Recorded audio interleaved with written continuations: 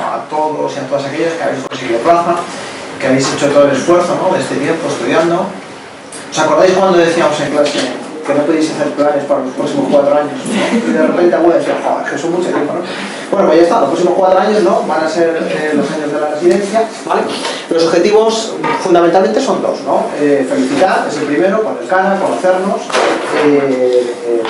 y el segundo es facilitar orientación general sobre las pistas que consideramos que son más importantes a la hora de elegir una plaza u otra para hacer la residencia, que es el primer paso. Esto es como una estrategia en resolución de problemas donde primero uno empieza a buscar información y luego esta información tiene un segundo paso necesario, y es que no se puede sustituir a la búsqueda de información actualizada en el último año, ¿vale? Luego vendrá un compañero más en donde si queréis hacer preguntas muy específicas sobre sitios muy concretos, pues también tenemos alguna información muy específica o muy concreta. Y si no tuviéramos la información que os podríamos facilitar en este momento, pues luego os podéis poner siempre en contacto con la academia, nos ponemos en contacto con los residentes del último año, o os ayudamos y os devuelvo una información más o menos actualizada, ¿vale? ¿Qué es lo que no vamos a hacer en la reunión?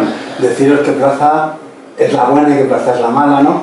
Que a veces es un poco la fantasía que uno tiene cuando tiene una elección tan importante que le va a durar 4 años, ¿no? Y que entiendo que la tenemos todos encima, ¿no?, de nuestra cabeza, ¿no? Me equivocaré, no me equivocaré.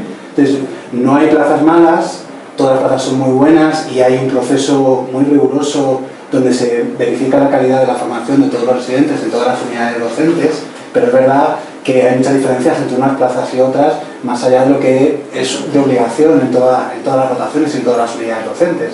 Entonces, lo importante es que de esta reunión salgáis con las ideas claras de qué es lo que hace que una unidad sea diferente a otra, y dentro de lo que podáis elegir, intentar escoger lo que se ajuste más a vuestros intereses.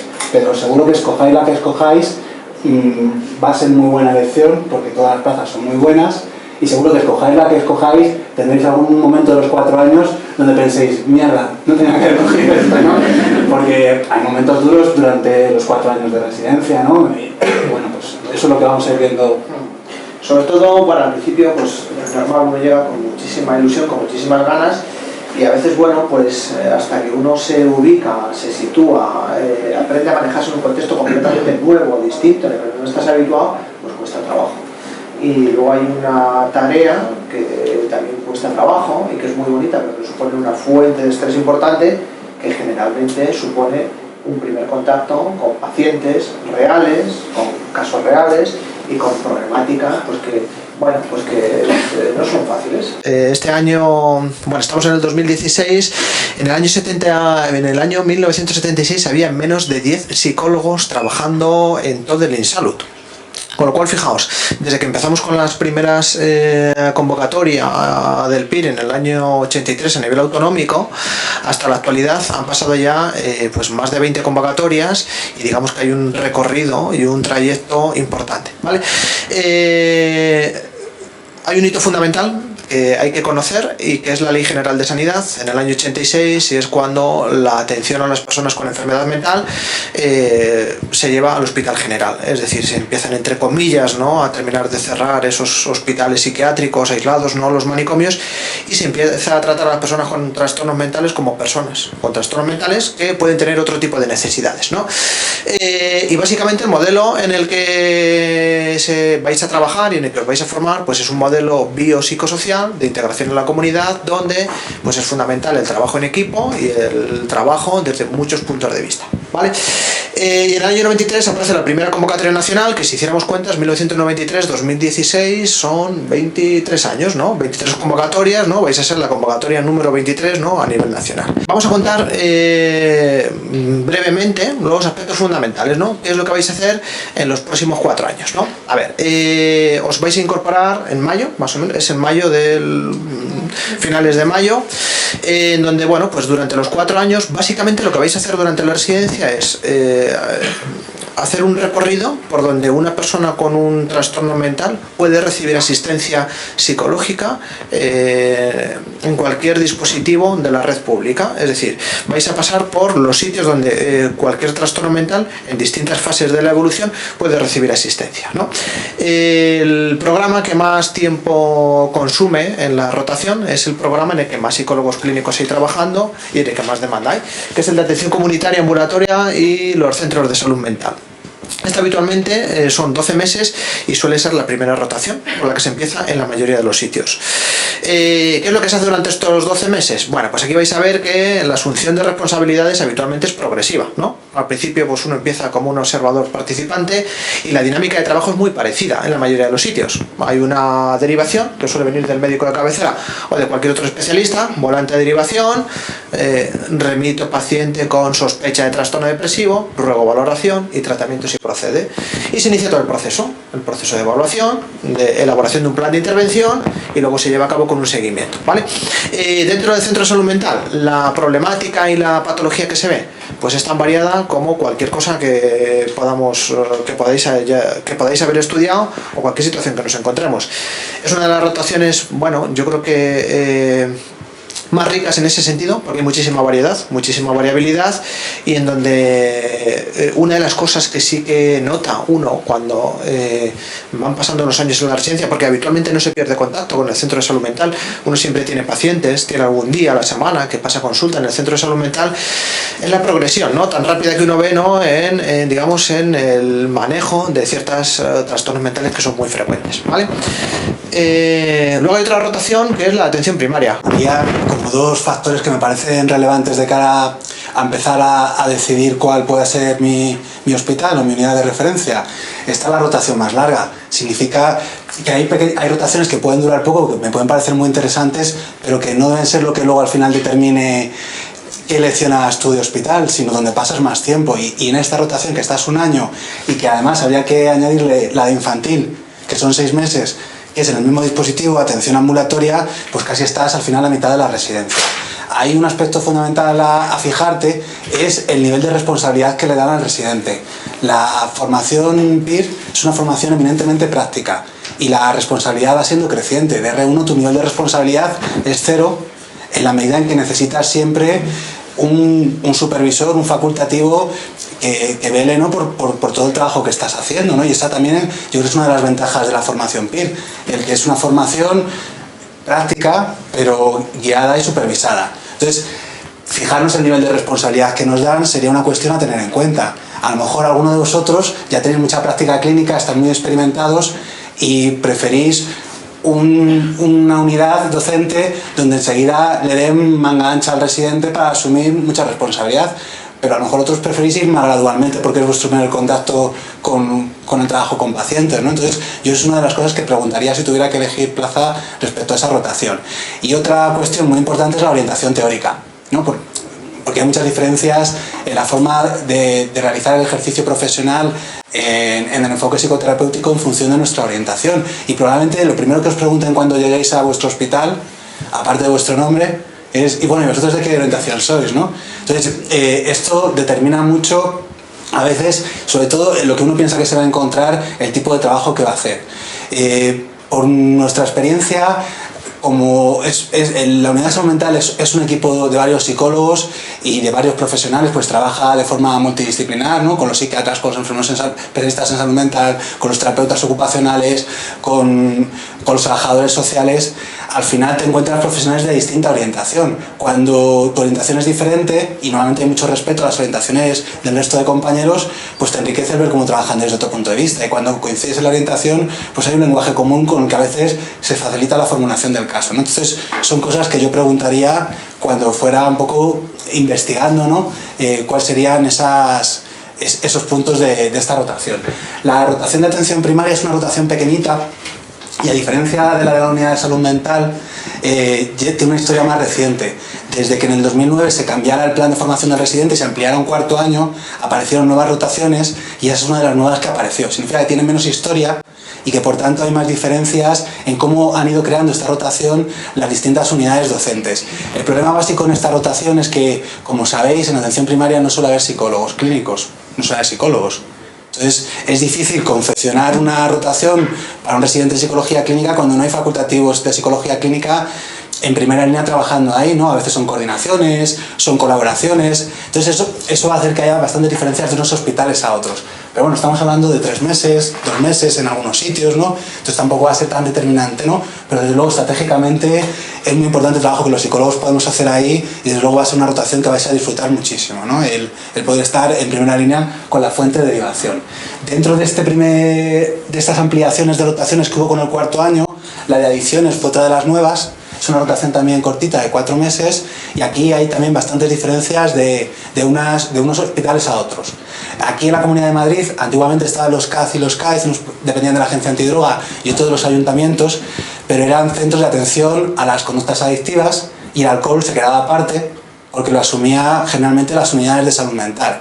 En otras comunidades, por ejemplo nosotros en Castilla-La Mancha, el alcohol se asume también en las unidades de conductas adictivas junto con otro tipo de adicciones, ¿no? Entonces hay distintas diferencias, pero vais a estar un tiempo también significativo para ver cómo es el trabajo en relación con los problemas de conductas adictivas, ¿no? Y cuál es la función del psicólogo allí. La rotación de atención primaria, fijaos, yo creo que es una rotación muy bonita y muy interesante, aun y a pesar de que no haya psicólogos clínicos en todos los dispositivos. Hay muchos estudios que dicen que el 25% de los pacientes que acuden a atención primaria lo que acuden es por problemas de salud mental.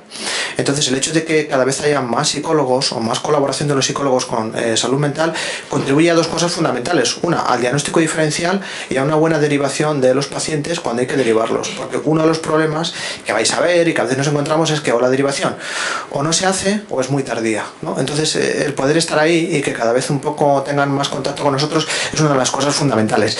En el tema de las rotaciones con adiciones, otra de las cosas que se suele incluir en la mayoría de los dispositivos pues es uno de los cambios que también incluye el DSM-5, ¿no? Y es que además de los trastornos por consumo de sustancias, otras adicciones, ¿no? Que no incluyen las sustancias, como la ludopatía, por ejemplo, pues también se tratan en este tipo de dispositivos, ¿vale? Dentro de los programas de rehabilitación, bueno, aquí hay muchas denominaciones. Aquí pasamos desde los dispositivos de hospitalización, que son unidades de media y larga estancia, unidades psiquiátricas rehabilitadoras y residenciales, centros de rehabilitación psicosocial y laboral. Aquí hay un perfil muy distinto, ¿no? Tenemos desde pacientes que están muy graves, que están ingresados en un momento subagudo de la patología, que requieren ingresos y tratamientos prolongados de varios meses, ¿no? O centros donde hay pacientes que están más o menos estables y lo que tienen son sintomatología negativa o sintomatología residual, donde se trabaja en la recuperación de funciones o de funcionalidad y no tanto en aspectos más psicoterapéuticos, ¿no? Y esta se llama una rotación que sería la de hospital de día, ¿no? El hospital de día no es obligatorio, ¿vale? A ver, dentro de... Si pudiéramos separar los 3 momentos más agudos de por donde se encuentra el paciente, digamos que el paciente que está en la fase aguda, en el peor momento, estaría ingresado en la unidad de hospitalización breve. El paciente estable, que tiene un nivel de autonomía suficiente, tiene un cuadro depresivo, un cuadro de ansiedad que no limita de forma importante su funcionamiento o su día a día, estaría en el centro de salud mental.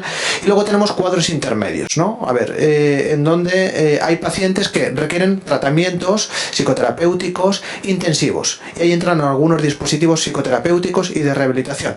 Hay una rotación que es la de hospital de día o hospitalización parcial, depende de los lugares, recibe diversos nombres, que son fundamentalmente tratamientos psicoterapéuticos intensivos para pacientes con trastornos de la personalidad o trastornos psicóticos fundamentalmente, u otros trastornos mentales severos que pueden ser trastornos de alimentación. En fin, aquí las posibilidades son muchas, que son dispositivos de tratamientos habitualmente de lunes a viernes en horario de mañana y que son dispositivos también que a veces se englobarían dentro de las rotaciones de rehabilitación, ¿vale? Y que yo creo que son dispositivos pues muy bonitos, ¿no? Y donde se aprende mucho. Las unidades de hospitalización y de urgencias, bueno, pues coincide con el momento de la hospitalización. Yo creo que igual Juan sí que nos puede contar algo de la rotación de unidad de hospitalización breve, que él ha estado trabajando y conoce más el trabajo con el paciente agudo. Todo lo que aparecía en psicopatología existe, ¿no? Como decíamos alguna vez, y todo además, donde la vais a ver en el momento más agudo, es en esa rotación.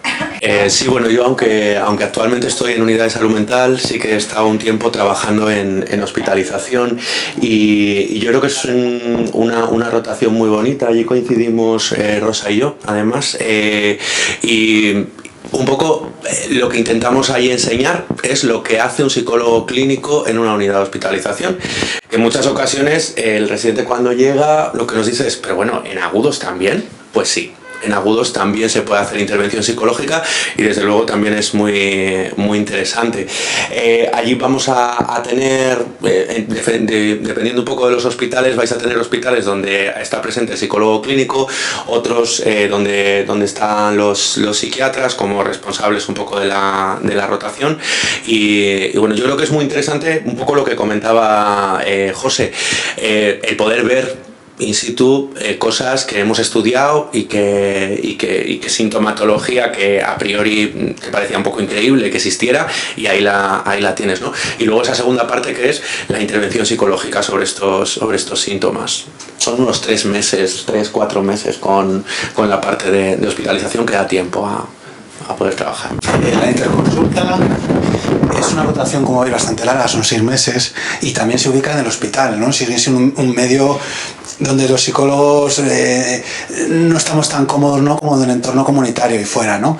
A diferencia de la rotación de hospitalización, que es en la planta de ingresos, la unidad de hospitalización breve, la rotación de interconsulta es en el hospital, pero para atender a las demandas de atención psicológica que tienen pacientes que están ingresados en un hospital o que van a las consultas externas, pero no directamente a psiquiatría y a salud mental, ¿no?, sino por otras especialidades. Esto cambia también de unos hospitales a otros, sobre todo en función del tamaño del hospital. Cuando es un hospital grande, con muchísimas camas, con muchísimos pacientes y probablemente con varios psicólogos en la interconsulta, normalmente hay programas de enlace muy montados y muy consolidados.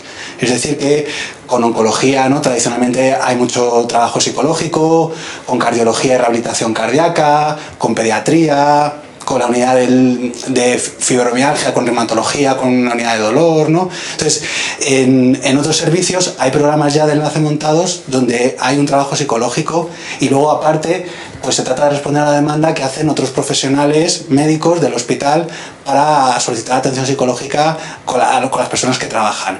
En los hospitales más pequeños, pues muchas veces el volumen de paciente no te permite crear como esos programas de enlace y se va más a caballo, ¿no?, de las demandas de interconsulta, pues como en las unidades ambulatorias, pero en el contexto del hospital. En cualquier caso es un trabajo, bueno, pues desde luego muy interesante y como veis que tiene muchísimo, una rotación pues muy importante, ¿no? En la psicología clínica infantil se refiere a la rotación ambulatoria, igual que la unidad de salud mental de adultos, pero en el programa de niños y adolescentes, pues muy parecido a lo que contaba antes José. La fuente de derivación fundamental es pediatría y atención primaria y eventualmente otras especialidades y se hace un trabajo de evaluación, diagnóstico, intervención individual, grupal, de pareja, familia, ¿no?, con este tipo de población y cuando es necesario derivar a otros dispositivos de intervención pues más específica, ¿no? Y para acabar con este repaso que estamos haciendo así rápido al programa de formación obligatorio, tenemos alrededor de 6 meses, 6-7 meses, que corresponden al periodo de libre disposición y de formación específica. Esto está separado del resto de rotaciones porque aquí tendríamos la posibilidad de elegir nosotros fuera de nuestra unidad docente dónde queremos rotar. Sobre todo esto es así y es muy difícil que nos digan que no una rotación que nosotros elijamos en el periodo de libre disposición. Es un periodo de 3 meses donde podemos elegir rotar donde queramos, pero no donde queramos de nuestra unidad docente, ni siquiera del territorio nacional, por todo el universo, ¿no? De hecho, la mayoría de los residentes, aquí tenemos aquí algunos que pueden hablar de cuál ha sido su experiencia, ¿no?, eligen destinos internacionales. Entonces, desde que uno ya empieza a tener claro dónde le apetecería rotar, pues puede ir trabajando ya, pedir la rotación a la comisión de docencia de su hospital y no nos van a decir que no. Lo que tenemos que ver es que nos digan que sí donde queremos ir a rotar, ¿no? Marta estuvo en Chicago. ¿Por qué elegiste Chicago? La ciudad del viento. La ciudad del viento. Porque era enero, hacía frío y dije, me voy a pasar frío a Chicago. Bueno, yo elegí la rotación externa en Chicago porque me interesaba hacer una rotación de neuropsicología. Entonces me habían hablado de varios sitios y mediante también una residente que había estado allí, me lo recomendó. Me ponían fácil también rotar porque también lo hice con muy poquito tiempo. Esto hay que pensarlo con antelación porque muchas rotaciones te piden pues hasta 1 año de antelación para rotar. En muchos sitios hay muchas listas de espera, en otros sitios también te cobran por rotar allí. Entonces pues tenía las facilidades de que no me cobraban 1.000 euros al mes por estar allí. que en algunos sitios te cobran, y me apetecía además estar en Estados Unidos, el inglés, ¿no? Y la verdad es que tenían un programa también para residentes y estuvo muy bien. Estuve allí pues 3 mesecillos. ¿No sabe usted que el residente cobra dinero por su trabajo? Sí. Al revés.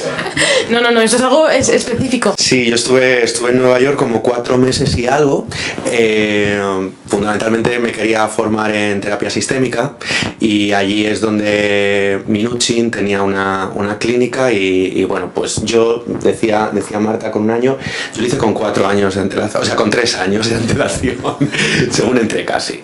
Empecé a mover los papeles un poco por lo que dice Marta. Si tenéis claro dónde queréis ir y qué os interesa, yo os aconsejaría que lo hicierais desde el primer momento, ¿vale? Porque siempre es más fácil que, bueno, pues que con mucho tiempo te digan espérate un poco más, a que luego tengáis algún problema en ese sentido. ¿Con el sueldo de residente en Nueva York? Se puede ir con el sueldo de residente en Nueva York, no se ahorra, ¿vale? Pero no se vive mal. En Nueva York con el sueldo de residente se puede ir perfectamente. Es muy asequible, vamos que sí, ¿vale? En ningún caso.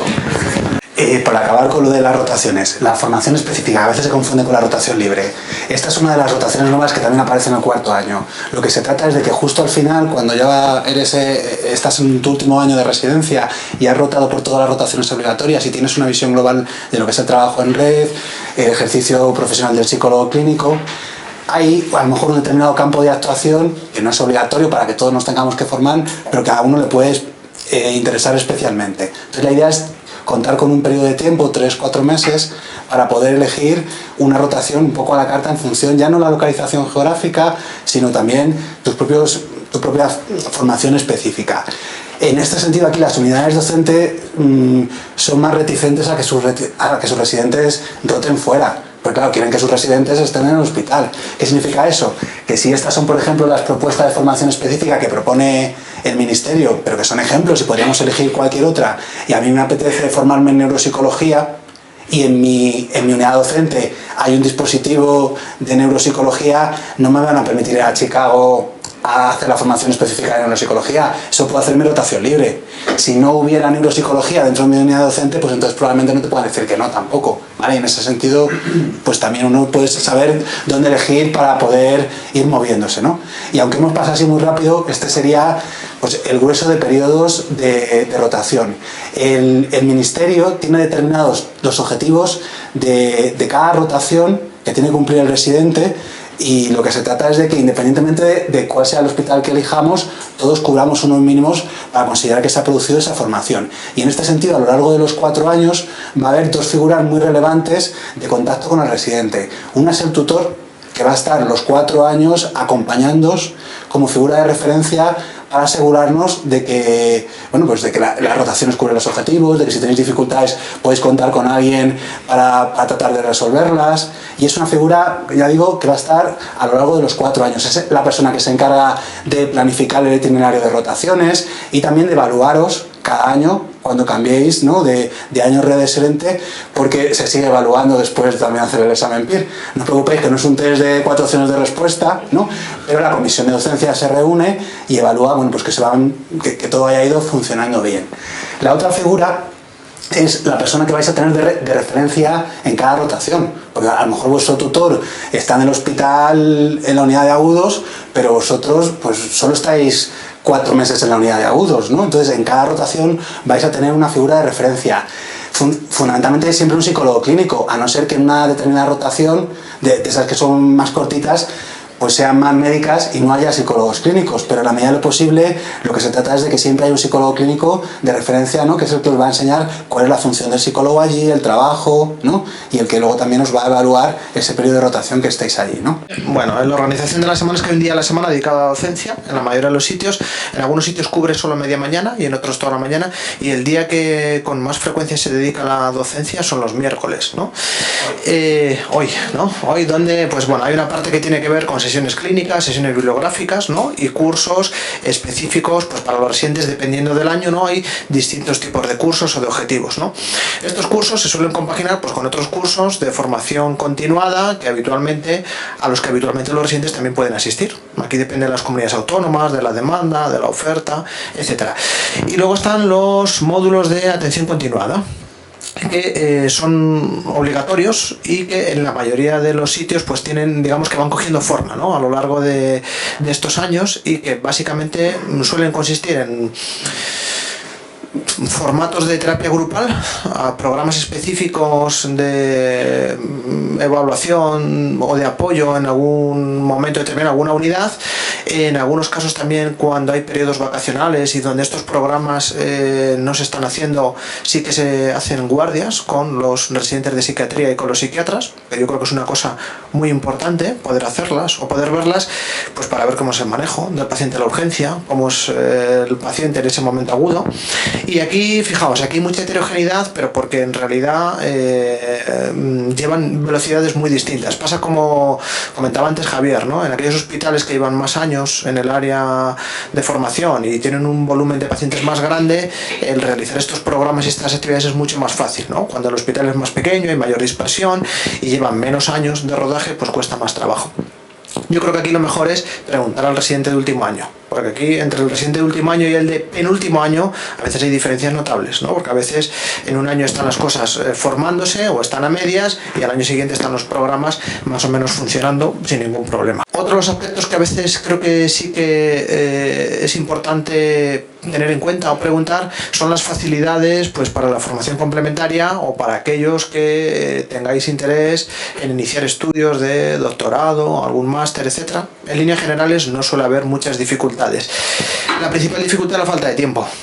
Es decir, porque vais a estar trabajando de lunes a viernes en un horario habitualmente de 8 a 3, con un par de tardes a la semana, en donde solo quedan 3 tardes, no quedan muchas, no queda mucho tiempo, y en donde luego la tarea del residente no solo es estar por la mañana en el hospital. Habitualmente pues uno empieza a hacerse cargo también de sesiones clínicas, sesiones bibliográficas. Bueno, pues hay que leer, hay que seguir profundizando, y eso también te lleva tiempo. Es decir, el residente por la mañana está trabajando, está aprendiendo, está observando, y luego por las tardes uno tiene que ponerse al día con muchas cosas. Algunas cosas más, ¿no? A ver, sobre el tema, ¿dónde sacamos toda la información de dónde son mejores las rotaciones? En Argentina, en Chicago, en Nueva York, etcétera. A ver, yo recomendaría por lo menos que le echéis un vistazo a la página web de Ampir, ¿no? Ampir, mucha de la información que tenéis en el dossier es gracias a que la ha facilitado Ampir a través de todos los residentes de psicología clínica. Ampir es la Asociación Nacional de Psicólogos Clínicos y Residentes, que es la asociación que tiene pues mayor representatividad del colectivo de psicólogos clínicos que han sido residentes, donde además pues tiene áreas donde las personas que han estado rotando cuentan sus experiencias. Ampir como asociación además, como sabe que a veces cuando uno se marcha fuera pues cuesta trabajo encontrar los sitios, los tutores, suele convocar una beca anual, ¿no?, donde ayuda a los residentes. Sobre la beca, Juan tiene más información de la beca. No recuerdo ahora cuánto, pero son como entre 3.000 y 6.000 euros. Entre 3.000 y 6.000 euros, que bueno, pues lo que se hace es que hay que presentar un proyecto. Habitualmente hay unas jornadas anuales. Este año las jornadas de Ampir son en Bilbao. Podéis ir, son el último vuestro primer fin de semana de residencia, podéis ir a las primeras jornadas. Son en Bilbao. Tenéis el programa colocado en Ampir. Creo que he estado mirando el programa, si no me corregís, ¿vale? Creo que había una parte importante centrada en mindfulness aplicado. Hay un taller, hay cosas muy interesantes desde el punto de vista práctico, y en donde, bueno, en la página web tenéis muchísima información disponible y tenéis información actualizada que los residentes mandan, ¿no? Ampir todos los años manda un cuestionario con información a los residentes donde piden información actualizada, ¿no? Y en donde es un espacio de intercambio de residentes, y en donde pues bueno, pues en las jornadas anuales, pues el año pasado fueron en Madrid, ¿no? El anterior creo que fueron en Sevilla. Este año son en Bilbao, pues van cambiando de sitio y uno va conociendo sitios específicos. Toda la información de las becas y de las experiencias están ahí. Luego los residentes que tienen la suerte de que presentan un proyecto y les conceden esta beca, presentan una memoria. Entonces todos los sitios donde los residentes han ido rotando tienen una memoria de qué actividades se hacen. En Chicago, por ejemplo, estará tu memoria colgada ahí, ¿no? Sí. Bueno, donde suelen estar las memorias de las personas que han ido a rotar a estos sitios, ¿vale? Yo creo que esa sí que es una cosa importante.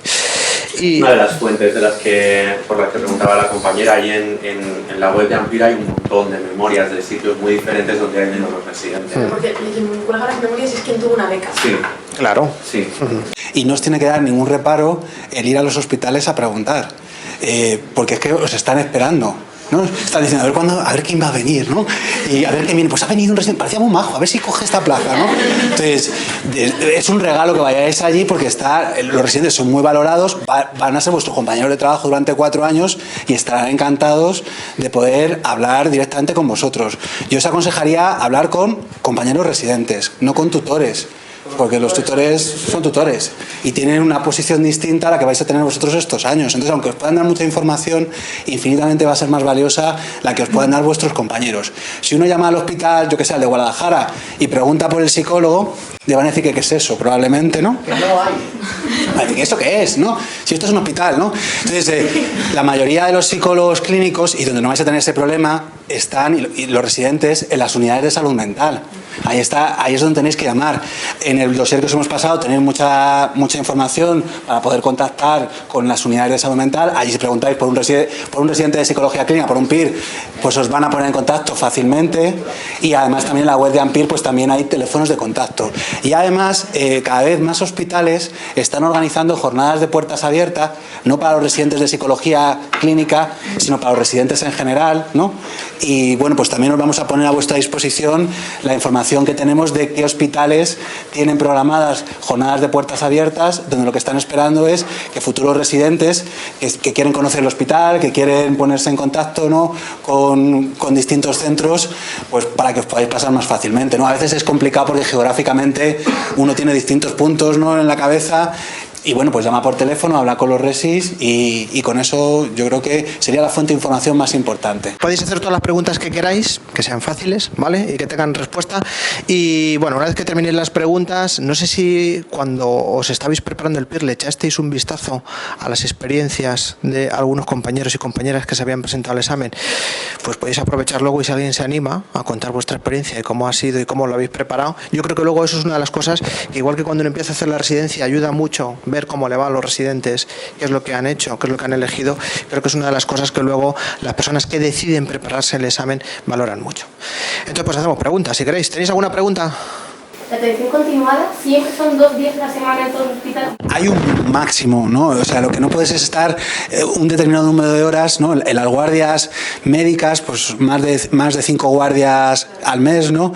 Y hablo de las guardias médicas porque la atención continuada proviene de como nuestros compañeros MIRES tienen un suplemento económico que tiene que ver con ese suplemento de las guardias, pues poder tener nosotros otro equivalente haciendo actividades diferentes a las de la mañana y promover la atención que se está dando, ¿no? Entonces cambia el tipo de atención continua muchísimo de unos hospitales a otros, cambia las horas, la actividad, ¿no? Entonces no hay un mínimo. Pregunto con los compañeros y me diferencian entre atención continuada y guardias. ¿No es lo mismo o sí? No. La pusimos en marcha hace 2 años, la atención continuada, ¿vale? Entonces lo que hicimos fue, por las tardes, tienes que hacer una propuesta y básicamente es verdad que hay un número, depende mucho del hospital, de lo que te autoricen. A nosotros nos autorizaron una tarde a la semana, ¿vale? Toda la semana. Entonces al final son 4 tardes. Y nosotros hicimos propuestas, ¿no? Pues hay residentes que van a unidad de media estancia y hacen un taller con los pacientes dirigido a rehabilitación cognitiva, por ejemplo. Y luego hicimos otros 2 grupos con pacientes de trastornos adaptativos y trastornos de pánico, con y sin agorafobia, y eso lo llevan otros residentes, ¿no? Nos supervisa un adjunto. Y luego teníamos el problema del verano. O sea, en el verano, las tardes, ¿no?, la gente se va de vacaciones, que también tienen derecho. Y entonces llegamos al acuerdo de que esos 3 meses, en vez de hacer los grupos de por la tarde, íbamos a hacer guardias de acompañamiento por la noche con los MIRES de psiquiatría y el psiquiatra adjunto, ¿no? Entonces hacemos 2 guardias al mes. Julio, agosto y septiembre no tenemos tardes y hacemos 2 guardias por la noche. O sea, entras a las 3 y sales por la mañana a las 8 después del pase de guardia. Pero eso es muy variable, depende del hospital, ¿no? Entonces, como decía Javi, hay que preguntar, ¿aquí hay atención continuada y en qué consiste? Creamos uno con pediatría de atención temprana con neonatos, ¿no? Y en Guadalajara, donde estamos, ahora tenemos un módulo de atención continuada que, por ejemplo, si os dais una idea, es un grupo terapéutico con los pacientes que están ingresados en la planta todos los días, y luego hacemos labores de evaluación neuropsicológica. Pero luego te vas a otro sitio, es guardias, como estaba contando Rosa, ¿no? Entonces Eso sí que es muy variado y en otros sitios a lo mejor todavía no lo hay y lo están intentando montar, ¿no? Es donde hay diferencias más grandes probablemente de todos los puntos que tienen que ver con la actividad asistencial de unos hospitales a otros. El tipo de grupos que se hacen son distintos. De R1 los tenemos encuadrados. Son más psicoeducativos, luego de habilidades sociales, otros, pero todos tienen, ¿eh? No solo estás eximido de las guardias, residentes no de psicología, sino de medicina, y los de psicología de la atención continuada durante tu rotación externa. Yo lo que sí tendría claro de cara a elegir una plaza es que no elegiría la plaza pensando en posibilidades que tenga luego de estabilizarme laboralmente en ese, porque es que es imposible. Depende de tantos factores que pueda ser más fácil en una unidad que en otra, que ahora mismo, o sea, no te garantiza absolutamente nada elegir un hospital frente a otro. Puedes pensar, pues en este hospital que solo hay una plaza de residente en lugar de 3 o de 2, pues a lo mejor tengo más posibilidades porque no tengo... Y yo creo que es un error, porque muchas veces el tener coRs lo que te aporta es muchísimo, ¿no? De no estar solo, de poder compartir, de poder hacer cosas como más ambiciosas y luego te abre profesionalmente por otro lado, ¿no? Entonces es prácticamente imposible pensar en que un hospital te vaya a garantizar que tengas posibilidades de luego de estabilizar, pero también que digo eso, bueno, aquí hay muchos compañeros, ¿no? Yo creo que el hacer la residencia y luego tener título especialista te capacita a nivel legal, ¿no? Pero sobre todo te da también una formación, una seguridad, una estabilidad, y te abre puertas, te abre contactos, que seguro que luego desde esa posición te va a ser fácil, no digo estabilizar una plaza como interino, ¿no? Que eso a lo mejor es más complicado, ¿no? Pero sí que cuando acabe la residencia puedas trabajar como psicólogo clínico, ¿no? Yo creo que pues, todos los que estamos aquí, quitando Rosa y María que todavía están amando la residencia, ¿no? Pues ya la hemos acabado y al final estamos todos trabajando, ¿no? Y nos movemos y... Además es que es muy difícil, pues son 4 años lo que van a pasar. Quiero decir, 4 años pueden pasar tantas cosas que desde luego yo estoy totalmente de acuerdo, no puede ser, vamos, no puede ser. Yo no lo tendría como criterio principal para elegir la plaza. Yo tenía entendido que durante el PIR es dedicación exclusiva, sin embargo veo hay gente que aparte de eso... Colaboraciones en docencia. Vamos a ver, con la ley en la mano, el residente reside en el hospital, tiene que estar 24 horas disponible para el hospital. Es totalmente incompatible con cualquier tipo de actividad laboral, ¿no? En el circuito privado o en el circuito público. Eso es así, ¿no? Legalmente es que no puedes, ¿no? La única excepción son actividades docentes. Entonces puedes hacer colaboraciones docentes, como el caso de las compañeras que participan aquí, o en un máster en el que tú puedes ir como un profesor colaborador en un determinado momento y estás remunerado y lo cotizas y todo es legal. Teóricamente te lo tiene que autorizar la comisión de docencia. Entonces si es una colaboración puntual, pues tampoco pasa nada, ¿no? Pero es que teóricamente te tendría hasta que autorizar que hicieras un programa de doctorado o que hicieras un determinado máster, porque cualquier actividad formativa del residente durante el periodo de la residencia tiene que pasar por la comisión de docencia. Luego, verdad que en términos prácticos, laboralmente te van a decir que no y es imposible, ya te lo digo yo, pero en las actividades docentes pues bueno, tampoco son tan rigurosos con estas cosas, ¿no? Porque también es beneficioso para el hospital que su residente esté haciendo un programa de doctorado, que se esté formando, ¿no? Siempre y cuando sea compatible con la disponibilidad horaria de la parte asistencial, ¿no? Entonces, en la parte asistencial sí que puede haber colaboraciones y actividades formativas, y en la parte, ya te digo, laboral es totalmente incompatible. Ahí sí que son extremadamente rigurosos y no hay excepción ninguna. Ya que estamos hablando de esto de la formación del doctorado. Del doctorado, actualmente hay un convenio de reconocimiento para los residentes de cualquier especialidad que cuando son R3 te convalidan el periodo de preparación de la tesis, ¿no? Lo que anteriormente era aldea, ¿no? Y que luego el máster, y podrías pasar directamente a hacer la tesis. Eso sí que requiere de que vayas a la facultad, te intereses por un proyecto de tesis, lo hables con tu tutor de tesis y hagas toda una serie de trámites con la universidad. ¿Qué significa eso? Que hasta que no eres R3 no te permiten, ¿no? Hacer todos esos trámites, ¿no? Pero que te podrías saltar como la parte, la condición previa que es necesaria si no vas por ese itinerario. Yo recomiendo una guía que publicó la AEN, yo creo que en 2012. La AEN es la Asociación Española de Neuropsiquiatría, profesionales de la salud mental, y aglutina a trabajadores de distintas disciplinas que trabajan en la salud mental, ¿no? Psiquiatras, trabajadores sociales, enfermeros, psicólogos clínicos. Bueno, pues ya os digo, en 2012 yo creo publicó una guía, un tocho así, de estos que suenan así, que te cagas, ¿no? Cuando los pones, o sea, no es para leérselo, no es para consultar, se llama Guía al Residente de Psicología Clínica y que está hecho por tutores de psicología clínica y residentes. Entonces tiene, por ejemplo, un capítulo especial para los programas de doctorado, ¿no? Donde te viene toda la legislación, donde puedes ir, te vienen las rotaciones externas, ¿no? Y te dan pautas, te van rotación por rotación hablando, ¿no? de los objetivos, de cómo trabajar. Entonces, como manual, como referencia de consulta, que es muy fácil de encontrar, yo lo recomiendo. Las compiladoras son Consuelo Escudero y Pilar Balanza, yo creo, ¿no? Balanza y Escudero. Pero bueno, de la AEN, Guía al Residente de Psicología Clínica, no. Ahí te explican todas las rotaciones con objetivos, funciones. Y vienen muchas de estas cosas, que el recorrido histórico de cómo se crea la especialidad, los aspectos jurídicos, cuestiones que tienen que ver con peritaciones y legales, ¿no? Entonces, está bien por lo menos que la tengáis ahí como referencia. Tú te puedes hacer el doctorado en la Facultad de Medicina o en la Facultad de Filosofía y Letras o en la Facultad, ¿no? Pero lo puedes hacer a distancia, puedes tener tu facultad, ¿no? Donde estás haciendo la tesis en otra ciudad y al final el trabajo lo estás haciendo tú donde estás trabajando y lo que tendrás son reuniones o contactos, ¿no? Telemáticos o presenciales cada vez con tu tutor, ¿no? Entonces, claro que sí. El trabajo residente es muy intenso por la mañana y por la tarde y el trabajo de hacer una tesis es muy intenso también, ¿no? Es poco compatible, lo veo yo, por lo menos al principio, ¿no? Ya cuando vas avanzando tal, pero para el primer año... Yo quiero decir algo sobre todo para los que no tengáis experiencia clínica. Es verdad que el primer año es muy intenso. Es muy intenso no solamente por la dedicación, sino que es muy intenso, por lo menos para mí no fue a nivel personal, ¿no? Estar viendo casos, no son lo que uno tenía en su fantasía, sino por lo menos en mi caso, sino pacientes con patología grave, en muchos casos con unas biografías muy duras y también tienes que cuidarte tú, ¿vale? Por ejemplo, en Toledo, es verdad, da igual que esté Juan aquí, él ya lo sabe, se lo he dicho en la cara, y ya me evaluó en su momento, te cuidan mucho en ese sentido, por ejemplo, ¿no? Te van haciendo un seguimiento también a nivel personal, ¿no? De cómo manejar la contratransferencia, cómo desconectas, cuando te vas a casa, ¿no? Son cuidadosos en ese sentido, porque para mí, por ejemplo, el primer año fue agotador, o sea, yo había días que llegaba a mi casa no tenía ganas ni de comer, tenía que hacer esfuerzos, porque estaba como muy cargada, ¿no? Y eso también es una cosa que aprendes a hacerla en la residencia, a mí me parece fundamental. Y de R1 uno entraba con voy a hacer 800.000 cosas y luego la realidad pues a mí por lo menos me puso en, vale, poco a poco, ¿no? Vete situándote, ¿no? Y hay que cuidarse también, ¿no? Para poder trabajar en esto.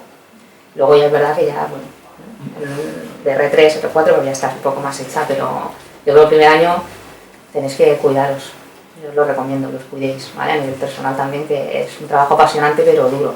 O sea, aparte de toda esta parte personal y tal, de repente uno llega a su casa y dices, ostras, me han hablado de la teoría esta de Milo, que bueno, la estudié, pero justo este paciente cuadra con no sé qué, me lo tengo que mirar. O de repente tienes que leerte, tienes 5 libros ahí que tienes que mirarte y que además el tutor te ha aconsejado y tú pues quieres hacerlo, ¿no? Quiero decir que al final son muchas cosas las que hay que hacer. Por supuesto, cada uno sabe sus límites y conoce un poco sus características, ¿no? Pero yo sí que os aconsejaría que el primer año, al menos, lo utilizarais para disfrutar de todo esto, de la residencia. Esta es una de las partes que más me alegra, ¿no? Aparte del inicio de los grupos, ¿no? Pues luego ver a la gente que ha estado aquí en clase y a los que habéis estado a distancia, pues bueno, pues ver que luego tanto esfuerzo pues tiene su recompensa. Así que pues nada, que lo disfrutéis mucho. Aquí hay compañeros que han hecho la residencia, hemos hecho la residencia en distintos sitios, van a venir alguno más seguramente, y a lo mejor coincide con alguna rotación con la unidad docente que tenéis en la cabeza, ¿no? Y queréis preguntar algo, pero si no encontráis información, ¿no? Con todas estas fuentes que os hemos dado de algún hospital que os interesa, poneros en contacto con nosotros a través de correo electrónico y os ponemos a disposición por lo menos la forma de contactar con los residentes del hospital de allí. Si hay algo que no encontráis que os cuesta mucho, pues nos ponéis un correíto y nosotros tiramos de los contactos que tenemos y de la información que tenemos recopilada para por lo menos facilitaros esa parte, ¿vale? Pues eso es lo que decía José, que enhorabuena, que es un gustazo ver estas caras de alegría, ¿no? Que podéis aplaudir, ¿no?